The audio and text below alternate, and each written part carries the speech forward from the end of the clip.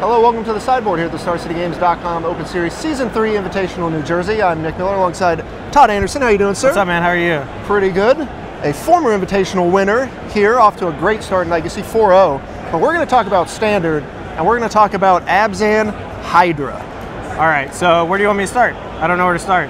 All right, we're gonna go into it because this is an Abzan aggro-based deck, but you've got some big changes. Firstly, no Siege Rhino. No Siege Rhino. Secondly, we're all aboard the Managorda Hydra plan. This train has left the station.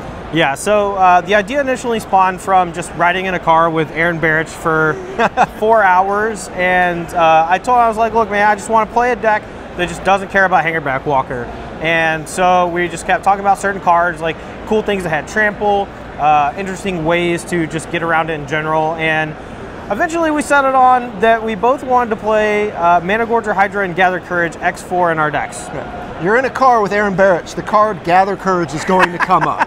Yeah. I mean, he's got top 8s with the card before, put it on the map, and the combo with Managorda Hydra looks really good. Yeah, I mean, so far it's been pretty stellar. Since this is actually a huge metagame deck. I want to preface it by saying that I'm not sure if this deck's going to be good next week or even the week after, but for the most part, every deck in the format besides Abzan Control and Abzan Hangerback, the removal spells are all damage-based. They're all Dromoka's commands, they're all Wild Slash, Lightning Strike, Exquisite Firecraft, Searing Blood, and Gather Courage just beats all of them. Your opponent tries to Dromoka's command fight your guy, you just get to Gather Courage and kill their guy and time walk 2 of their turns. It's unbelievable. Yeah, not a bad exchange, not to mention still just good enough on its own with things like Fleecemane Lion and Anafinza, of course, if you just need to protect something. Yeah, I mean, for the most part, it's kind of like a mental misstep effect where your opponent spends their, turn 2, turn 3 trying to kill your first guy, and as long as you get to untap with a guy in play, every subsequent creature you're going to play is going to, make them fall farther and farther behind. So the first Gather Courage is absurdly good, the second one is decent, and the third and fourth are only okay. Sure. But for the most part, I haven't lost a single game with this deck where I've convoked a Gather Courage. Not a bad thing to say. Yeah. So you've got, Warden of the First Tree. We've seen this card prominently in Andrew Boswell's Abzan aggro builds. And of course, Fleecemane Lion, your own Hangerback Walkers, Anafinza, and of course, Managorda Hydra. This card just run rampant over the pre-releases and the sealed format. Oh, yeah. Now you're carrying it over. Limited bomb, just like Pack Rat. Yeah. I mean, it has trample, which is the big thing. People tap out every single turn in this format and very rarely have the ability to just hold open mana and wait for you to do something. So that gives you just this huge window of opportunity to resolve your Dromoka's commands. Your guys get so big that they start attacking into Siege Rhino or Tasigur or your opponent's creatures that are of equal size, and then Gather Courage actually becomes a relevant spell on the offense as opposed to just using it defensively. I've used Gather Courage in combination with Managorda Hydra. It gives it a virtual +3/+3 in trample, and with that and Abzan Charm, if you have another guy in play attacking with Managorda Hydra, it just does a ton of damage, and you can kill people out of nowhere. Right. So like you said, you're trying to just negate the effects of opposing Hangerback Walkers by having a sweet trampling threat.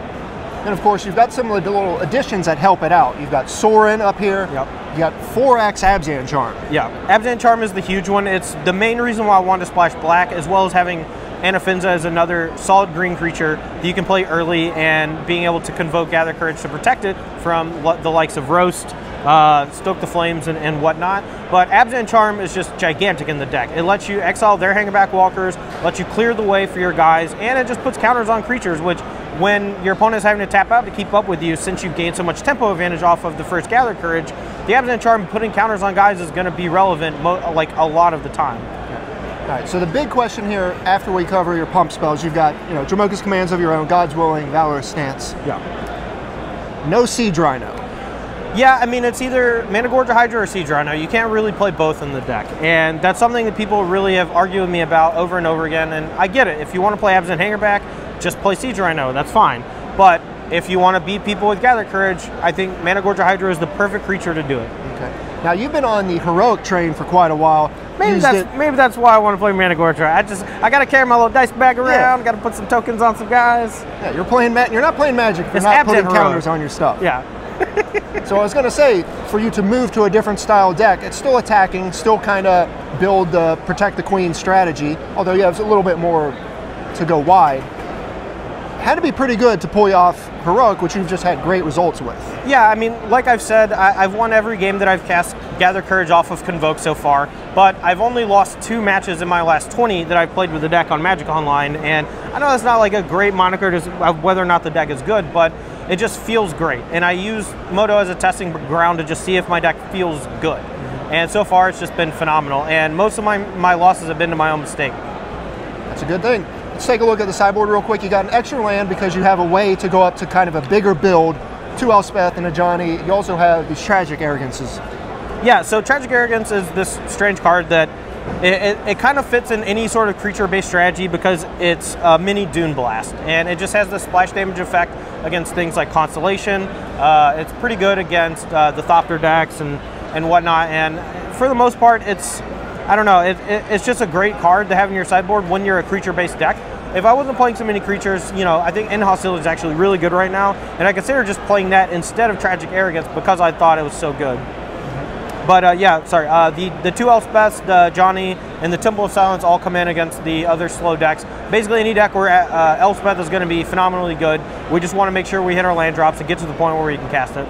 Another thing, you chose not to have any ultimate price in the main board, but you got 3 copies in the sideboard. Yeah, so if the Abzan mirror match is really popular, like the Hangerback deck, I think having ultimate price main deck is horrible. It doesn't kill Lion, Anafinza, Rhino, and Valor Stance kills some of those, and to me that's good enough because it also doubles as a protective spell for Mana Gorger Hydra if we ever get to untap with it. You know, the 2-1 split of Valor Stance and God's Willing, I've been waffling that for a while, but I want to be a little more proactive in some games, which is why we only have 1 God's Willing main. We do have a second one in the sideboard if our opponent does have a ton of ways to kill Mana Gorger Hydra, because the 1 turn where you get to protect it and then smash them for 6 or 7 could just turn the entire game around.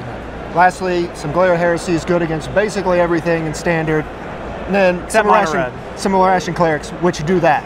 Yeah, Irration Cleric is just the best card that this kind of a deck can have. Some people told me that I should be playing Siege Rhino on my sideboard. I just kind of laughed, and I was like, well, Irration Cleric's basically Siege Rhino. You know, it just costs 2 instead of 4. Sure. So basically Siege Rhino. Yeah, it is. It's great. All right, well, we're about to see if your metagame move here pays off. We're moving into the Standard rounds. Wish you the best of luck. Todd, thanks for joining me here on the sideboard. Stay tuned to StarCityGames.com all week long for the action here in New Jersey.